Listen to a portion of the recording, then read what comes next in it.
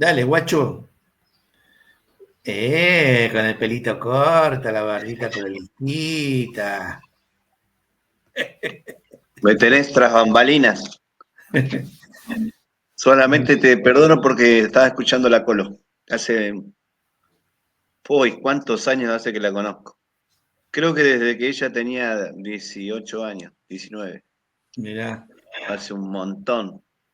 Una gran compañera. Bueno, feliz domingo para la juventud. Un saludo a la audiencia Ahora te haces el en fin el de streaming. semana. El tiempo pasa, nos vamos poniendo tecnos. Siempre me olvido de saludar a los que nos siguen por YouTube y por supuesto los compañeros que hacen la transmisión de Radio La Lata, ¿no? Obvio, el Tano Trifoglio, años hace ahí, que está firme junto al pueblo. Bien, ¿se escucha bien, Pedro? Perfecto. Bien. Lo que son los memes, ¿no? Creo que habíamos hablado en varias oportunidades de que hay una carrera ya que se estudia, que es la memética. Y los que estudian con comunicación lo deben tener mucho más claro. Sé que tenemos seguidores, oyentes que están más empapados de la materia y demás, pero cómo la imagen del brócoli, el meme del brócoli se ha transformado en una imagen que reúne un montón de significados, ¿no? Entonces, cómo la imagen de un brócoli logró echar por tierra el intento de darle al episodio de la caravana una especie de significado de atentado terrorista, ¿no? Con toda esa imagen que quisieron circular trucada con piedras sobre la cabeza de Milei y demás. Me parece que ahí el meme del brócoli rápidamente desbarató. Desbarató esa operación mediática, esa falsa noticia, esa noticia fabricada, famosa fake news, como les dicen. Eh, y esta vez salió muy bien porque además marca que hay un cambio de humor en la población. Yo lo estoy percibiendo así. Y habíamos hablado, a ver, ¿para qué me pasa? Sí, ahí va, para que me estoy ordenando los apuntes. Habíamos hablado hace algunos programas atrás bastantes programas atrás, cuando aquel episodio de la convocatoria de hinchas de diversos clubes a acompañar a los jubilados, ¿no? Cómo en esa circunstancia el gobierno se encontró con un actor que no tenía en cuenta, ¿no? Porque el tema de estos discursos como se le dice ahora, discursos de odio, discursos estigmatizantes, tienen un punto débil, un punto flaco, un talón de Aquiles, que es que siempre tienden a homogenizar, ¿no? Al actor que quieren demonizar, lo homogenizan, entonces dice, son los cucas, son los kirchneristas, son los ensobrados, son los parásitos del Estado, etcétera, etcétera, y no se toman el trabajo de ir caracterizando sector por sector y tener un discurso ubicado sector a sector. Bueno, tienden a homogenizar, entonces se le escapó la tortuga porque apareció un actor inesperado, que fueron los hinchas de fútbol. Y me parece que en ese momento nosotros hablamos y decimos el gobierno perdió la calle porque no pudo aplicar el protocolo, porque además aparece un actor ahí que siguió teniendo un ejercicio casi cotidiano, casi semanal, un ejercicio habitual, podríamos decir, de tener que enfrentarse con la política represiva en los estadios de fútbol, ¿no? O sea, ahí hay un actor social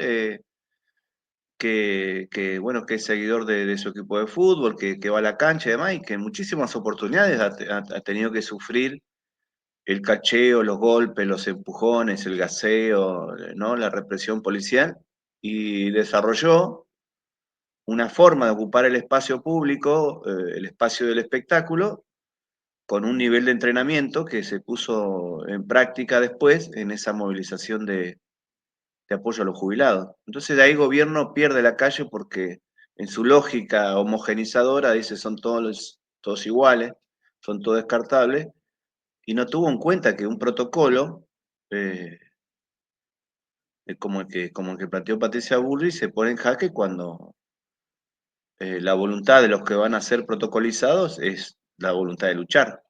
Entonces ahí perdió el gobierno la calle, y lo de Lomas de Zamora me parece que es una gran enseñanza porque una vez más eh, queda demostrado que la calle no es el escenario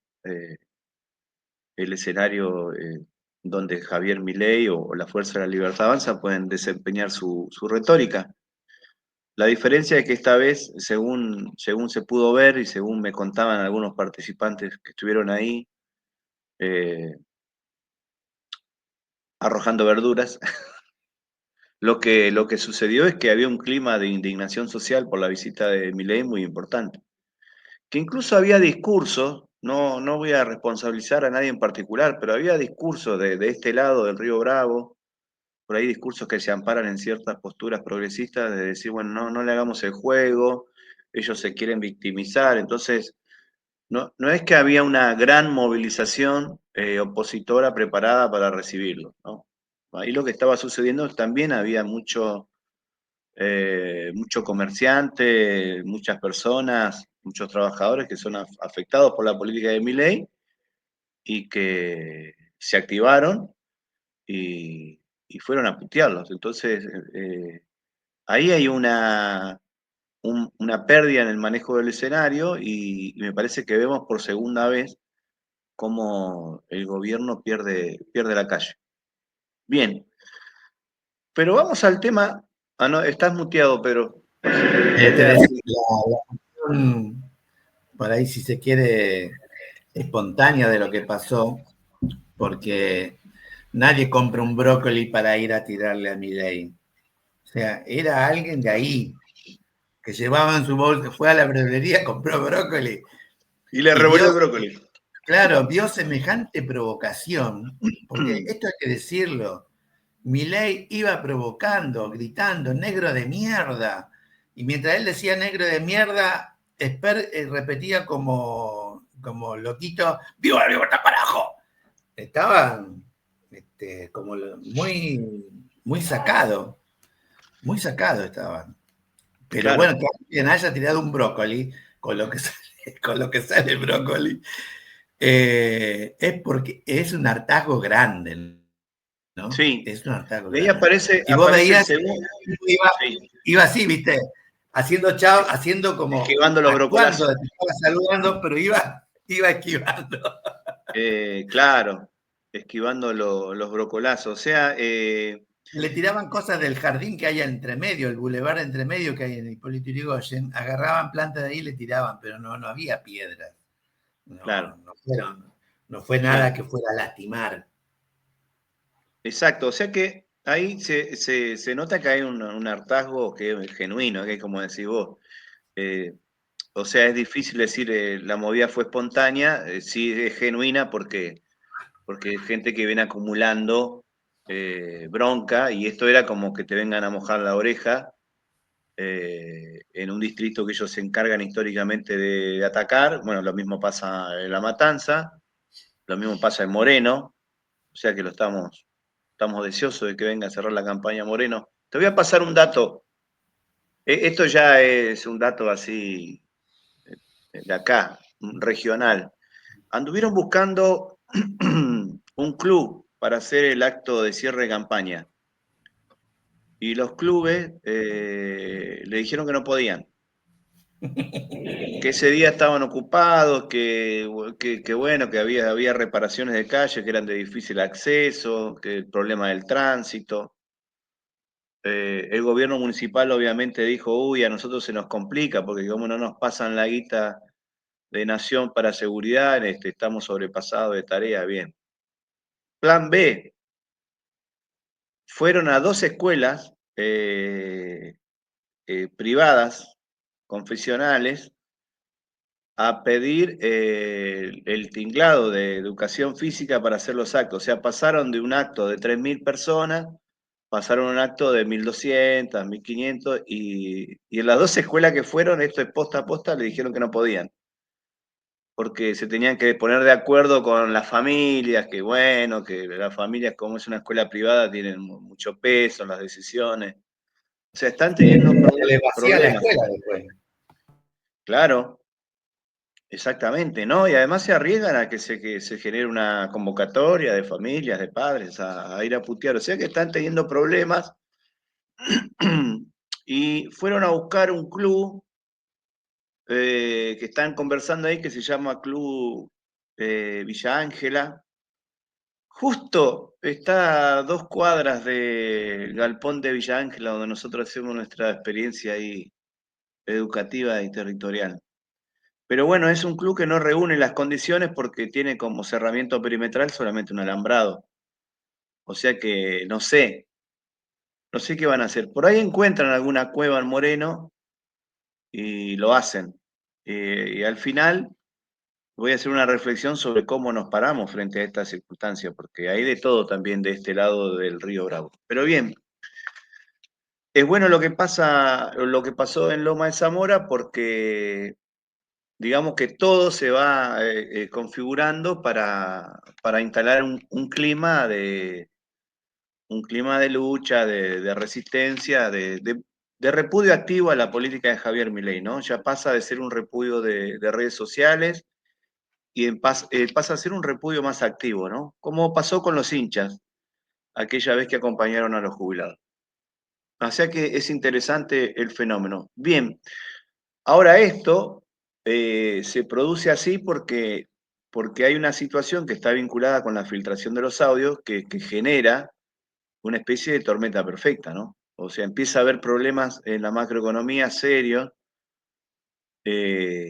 Hace una semana atrás el gobierno tenía que encajar 12.000 billones de pesos y solamente pudo encajar el 50% o menos, o sea, tiene una crisis importante. Para enfrentar esa situación, el gobierno está avanzando en sobretasa, están dando hasta el 40% de interés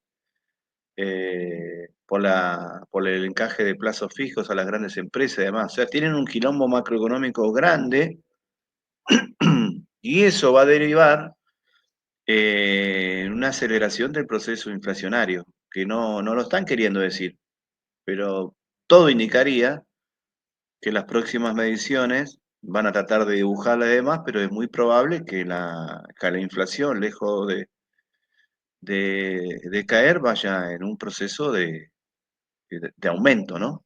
Entonces tienen un problema grande. Y tienen este problema de las filtraciones de los audios. Entonces ahí, saliendo de todos los programas matinales donde se habla de dónde salen los audios, de esto, nosotros deberíamos pensar que hay solamente 2 lugares donde pueden salir los audios. Ayer algunos medios empezaron a decir algo referido a eso. Decía, parece que los audios de Karina salieron de la Casa Rosada, ¿no? Entonces, obviamente acá hay una operación de los servicios, acá metieron la mano los servicios. Otros dicen que Españolo está enojado porque se le metieron en la caja de él, entonces quiso hacer un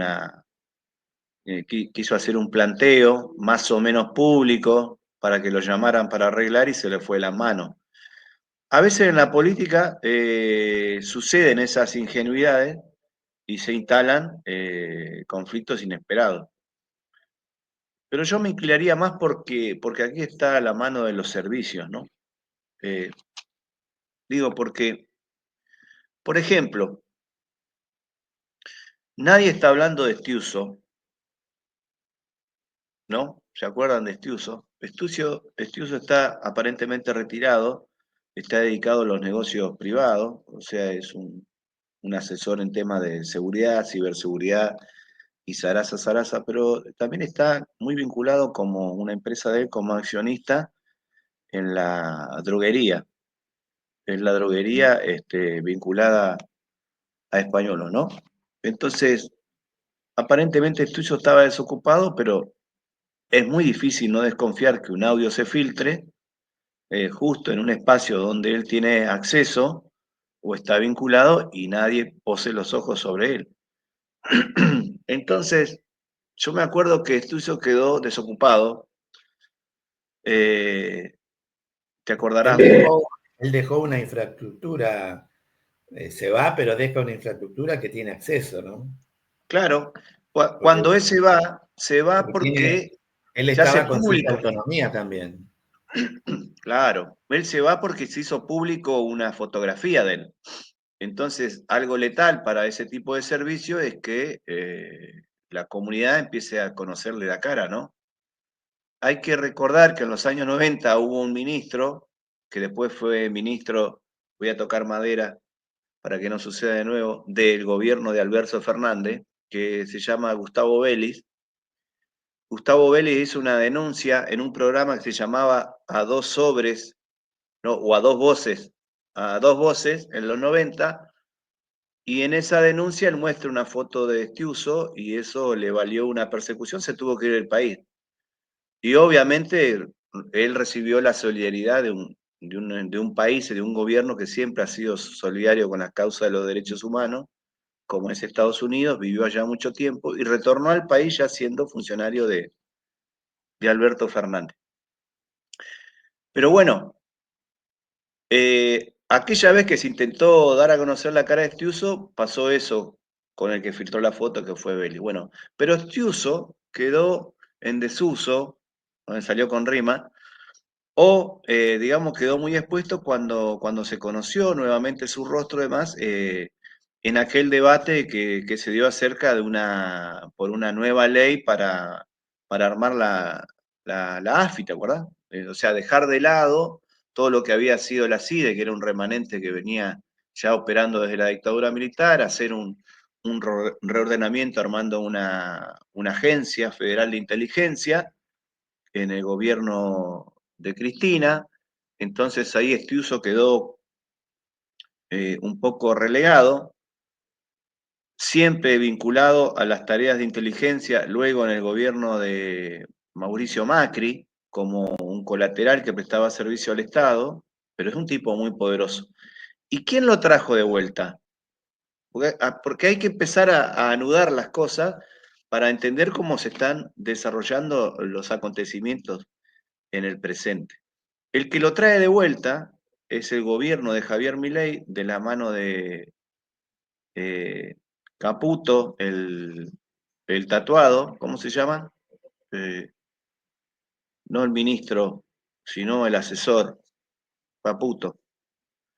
Caputo lo trae cuando exhuman los restos de lo que había sido la CIDE y cambian, dan de baja a la AFI y ponen a funcionar la CIDE nuevamente. Bueno, Caputo es el que lo trae a Estiuso y lo pone a operar y orbitar en el ámbito de gobierno. Entonces, al parecer, este gobierno tenía el deseo de usar las políticas de inteligencia para perseguir opositores, para perseguir empresarios, algo que ya había hecho Macri, y bueno, pero cuando vos llamás a los servicios de inteligencia para que hagan una labor en beneficio de tu gobierno, lo más probable es que cuando esos viejos lobos de la inteligencia olfateen dificultades, empiecen a transformarse en doble agentes. O sea que habría que pensar que quizá es algo de eso lo que pueda estar pasando. Bien, a mí me da que pensar que de que esta situación, porque es muy llamativo como todos los grandes medios de comunicación prácticamente han repetido simultáneamente el problema de los audios y la corrupción, ¿no? Ella es muy llamativo, o sea, de C5N no me extraña porque tiene una grilla que está loteada, digamos, y determinadas cosas que es de 5N no se pueden decir. Por eso hay periodistas que llegan un día y después salen eyectados. Pero sí me llama la atención de canales como La Nación Más o su canal Línea B de La Nación Más que se llama IP o algo así, está vinculado a un dirigente obrero de la capital federal, ¿no? Que armó ese canal de televisión, como simultáneamente Canal 26, IP, La Nación Más, C5N, América, están enarbolando más o menos la misma matriz de opinión, que acá hay casos de corrupción que son inadmisibles, que la corrupción salpica a Javier y a Karina. No sé si vos escuchaste que dentro de los audios que se filtran, algo que se repite mucho es una frase cuando dice este españolo, Javier está desentendido de todo. Javier está en la macro, pero de todo está desentendido. Javier no gobierna, o sea, de a poco van instalando la idea Claro, que de no tiene nada que ver. que hay un entorno, que hay un entorno que es el que maneja la botonera y él está en los grandes temas, ¿no? Los temas de la macroeconomía, la crisis mundial, la lucha contra el comunismo y todas esas cosas, ¿no?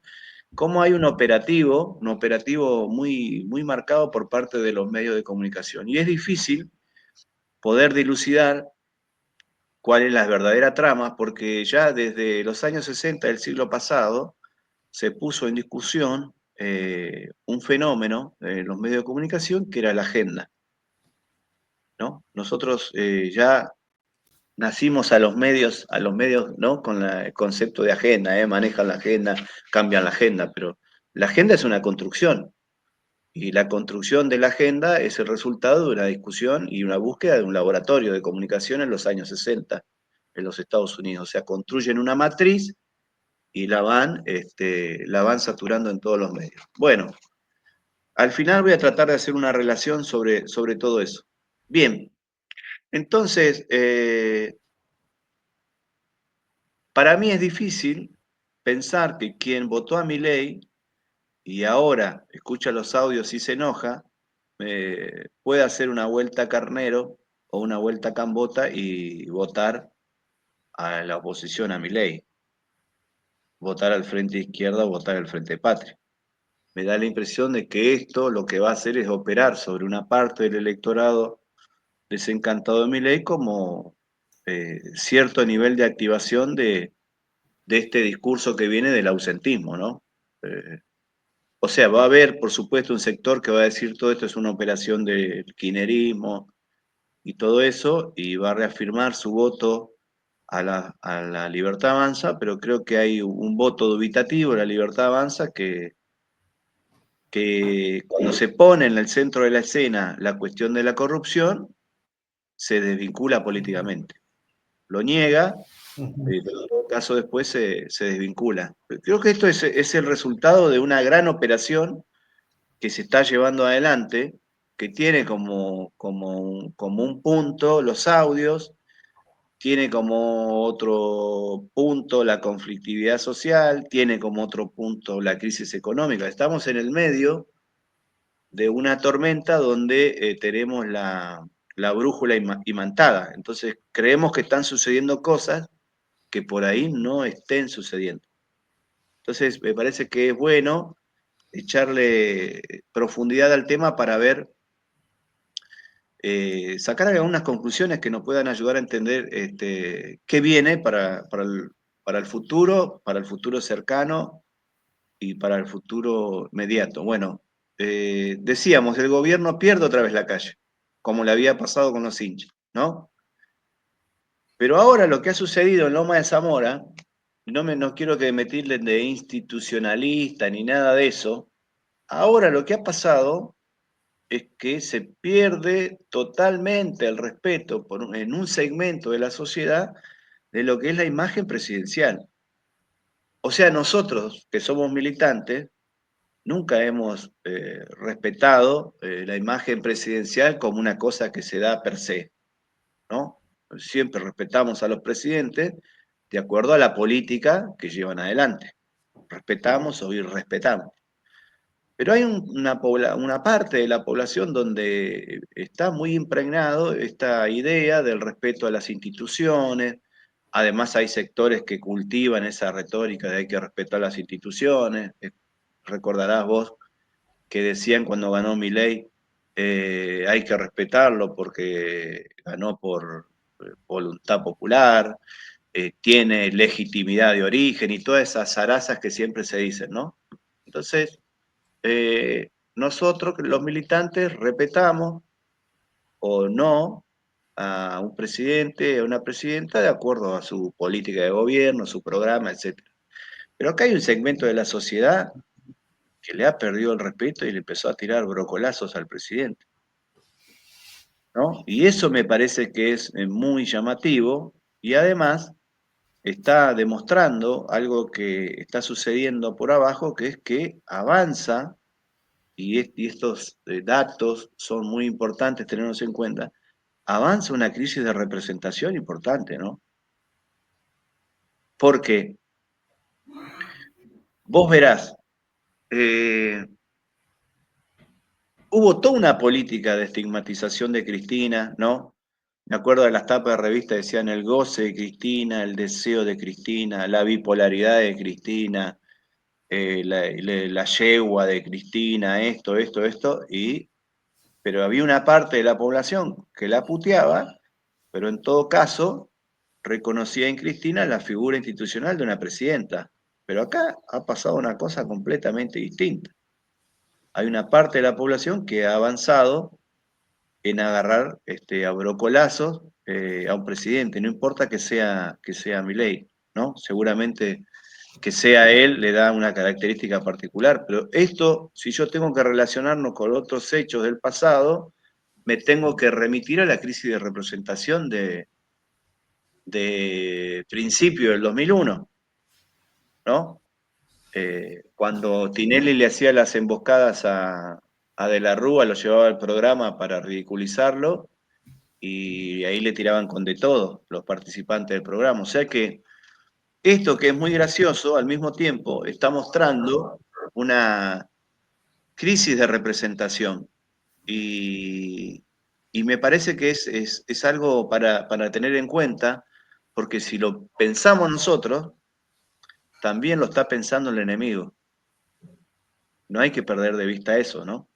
Sí, Si no, está viendo cuál es el plan B del enemigo, ¿no? Pues saben que si Milei se exactamente. cae, se le está cayendo, ya no representa, esto que decís vos que pasó en Lomas, muestra de que ya ni los votantes lo fueron a bancar, ¿no? Porque era muy poca la gente que fue a bancar esa caravana. La caravana eran más policías que gendarmes, de policía de la Federal y gendarmes que otra cosa, ¿no? Pero además quería agregarte que en esto en esta cuestión de la institucionalidad que la derecha siempre, que las instituciones de la República, la democracia, qué sé yo, en el mismo momento que el Congreso votaba negarle las facultades delegadas con respecto al INTI y el INTA, a los minutos echaron a 467 trabajadores del INTA y del INTI. Exacto.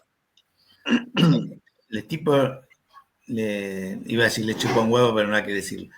Les importa tres carajos, ¿no? Me importa tres carajos, como decía Milei. Los tipos tienen un plan y avanzan.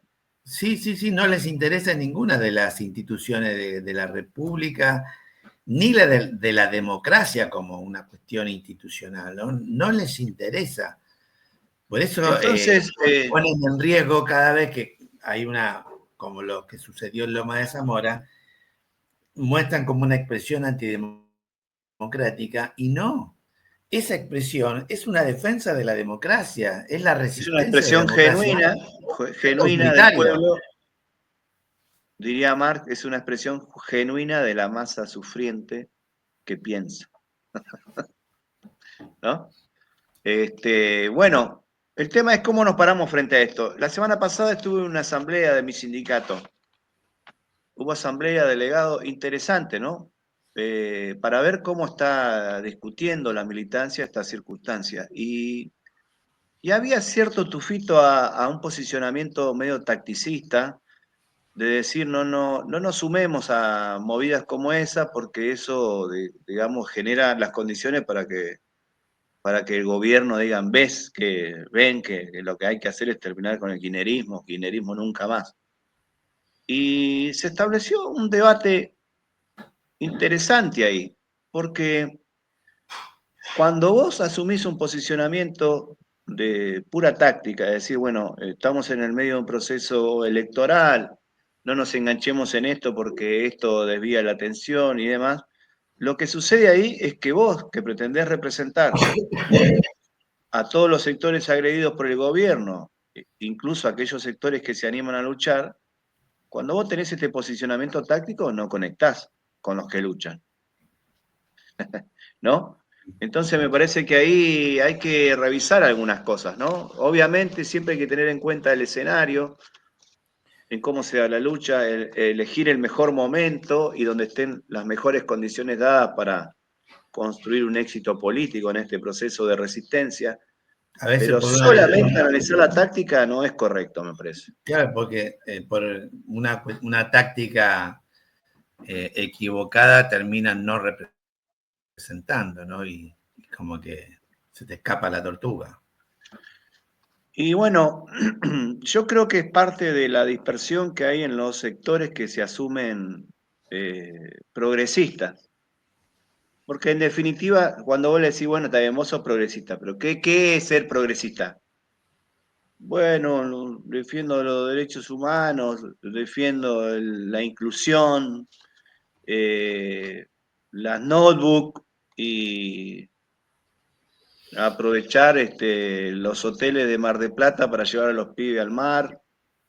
Ajá, está bien, pero definime progresismo como un programa político, como un posicionamiento ideológico, y hay cierto nivel de insolvencia en los planteos porque también está en crisis la idea del progreso, ¿no? ¿Qué sería para nuestro país un gobierno que promueva el progreso? ¿De qué progreso estamos hablando? Progreso económico, progreso social, ¿no? Una alianza para el progreso con los Estados Unidos, en fin. Entonces creo que hay posicionamientos de pura táctica electoral que no están teniendo en cuenta esto y es un problema porque así, de alguna manera, sin quererlo, sin buscarlo, terminan tributando a la crisis de representación, porque si vos no querés representar a los que luchan, que son el sector más dinámico, además la historia marca cuando empiezan estos procesos de resistencia contra gobiernos de ajuste, de entrega y de represión, hay formas de lucha que parecen marginales, que parecen extemporáneas, subida de tono, que después se terminan demostrando como las experiencias de lucha que más legitimidad social concitan. Solamente para traer un caso, el caso de los scratches en los 90, ¿no? Entonces ahí hay que salir de la comodidad de pensar progresistamente y pensar, problematizar más el tema.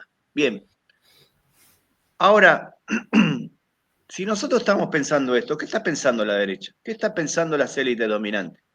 Porque finalmente la intromisión de los servicios, la filtración de los audios, la proclamación en cadena de que Javier Milei no se ocupa de todas estas boludeces porque están las cosas grandes, en mi opinión lo que están buscando es propiciar una transformación en el gobierno post elecciones.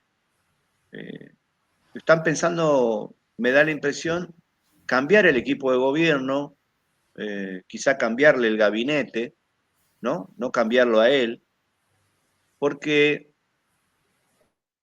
lo que el poder ve, que esta crisis de representación, que se nota por abajo, puede tener dos posibles salidas. En que la oposición consolide un programa que trate de representar a las mayorías y los derrote electoralmente, cosa que hoy se ve difícil, ¿no? Consolidar un programa.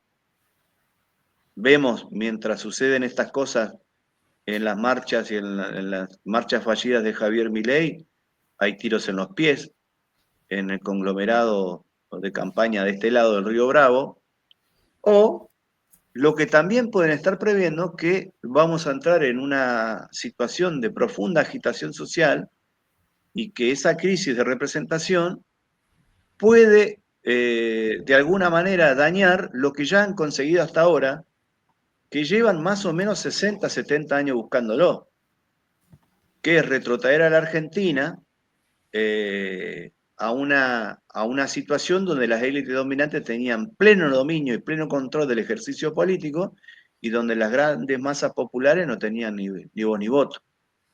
Entonces, ellos han conseguido con el gobierno de Milei avanzar décadas en un programa que hace muchísimo tiempo que vienen tratando de llevar adelante, y todas estas situaciones pueden hacer que ese programa se malogre y lleven a un retroceso en lo que ellos ya definen como un territorio ganado.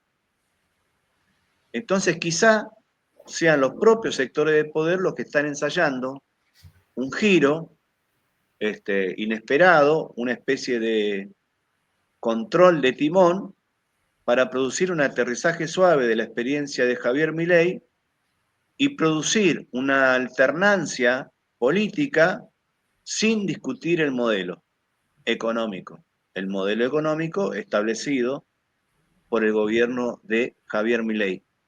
Y en este sentido me parece que nuestro talón de Aquiles sigue siendo, me da mucho miedo, mucha preocupación, es que se vaya colando con tanta facilidad en nuestras reflexiones la idea de que la corrupción es un problema.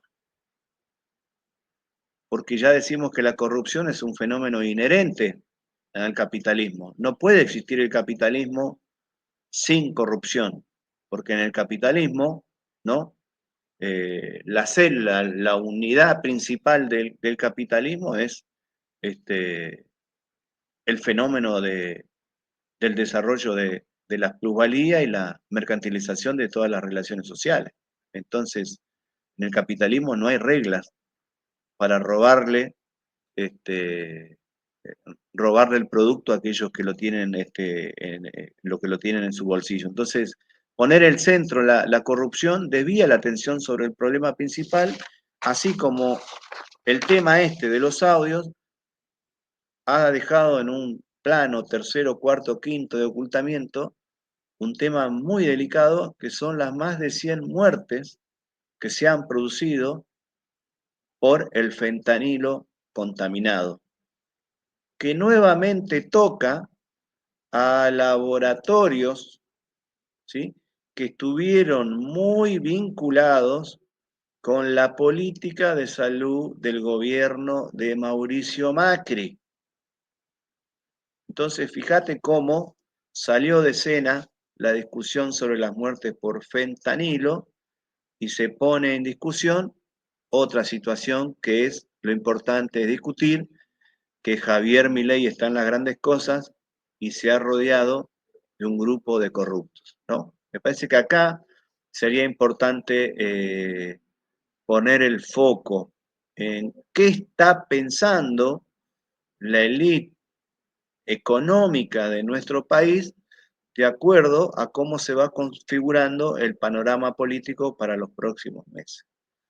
Así que en ese sentido, estuve leyendo una nota, con esto cierro, en La Nación, importante leer La Nación, recomiendo. Hay una nota que exhuma una discusión que ellos siempre tratan de instalar en la opinión pública acerca que en el medio de esta crisis de representación que ellos reconocen que está sucediendo, lo más conveniente sería volver, dicen, volver. No, no dicen lo más conveniente sería crear. Lo más conveniente sería volver a lo que alguna vez fue el voto ponderado. Dice, hace rato que en el Congreso Nacional no hay diputados que planteen este tema tan relevante. ¿Qué es el voto ponderado? Es el voto no obligatorio, donde solamente votan los que se inscriben para votar. Entonces, si vos analizás esta contienda electoral, donde ya le jodieron la vida a millones de argentinos porque le cambiaron los centros de votación, si ese día de votación los colectivos no van a ser gratuitos para que la gente pueda ir a votar, o sea que va a ser un gran problema generar la movilización para ir a votar, se generan las condiciones para que ellos vayan instalando esta discusión, que es la próxima discusión que van a querer establecer en la agenda. Después de decir el ausentismo fue muy alto o decir el ausentismo fue el gran ganador de este fin de semana, acto seguido, sería importante volver a discutir el voto ponderado. Digo, para que ubiquemos nosotros en qué anda la cabeza a la derecha y no nos comamos a veces la curva que se genera con cierta exaltación optimista que se da porque hay cosas que suceden, que son buenas, que hay que valorarlas, que hay que festejarlas, que hay que celebrarlas, pero hay que entender también de que la lucha política se da en un plano y en una profundidad y en un nivel de complejidad mucho más alto, ¿no? Hasta ahí voy yo, Pedro.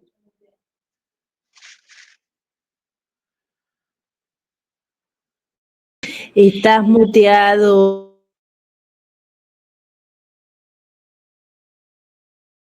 Puta la weá. No, que me quedé, no te quise interrumpir, pero a mí nunca me cerró la categoría progresismo, ¿no? Yo no la uso porque no, me parece que tiene que ver con una comunidad de conceptos también vinculados a los creadores de la clase media, ¿no?